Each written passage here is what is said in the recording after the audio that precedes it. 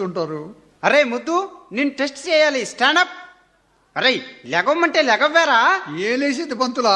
ఆ బళ్ళు లేచి ప్రాణం పోయింది. మళ్ళీ లెగవాలా? అరే లెగవమంటే లెగవ్వా? వెనక మీ పంతులు ఉంటాను కదరా రాస్కెల్. ఆయనకి నాకు తేడా ఉందిరో. ముందు పంతులో, ఆయన పెద్ద పెద్ద మీసాలు, నీదేం పేడు మూతి. ముయినర్ రాస్కెల్.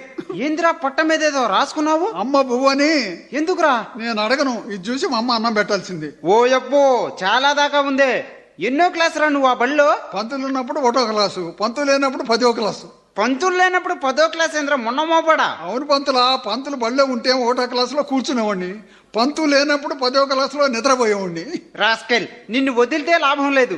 ఇన్నాళ్ళు ఆ బడికి పోయావు. ఉత్తరం రాయటం వచ్చా? ఓ వచ్చు పంతులా. అయితే మీ బంధువులకు ఒక ఉత్తరం రాయరా.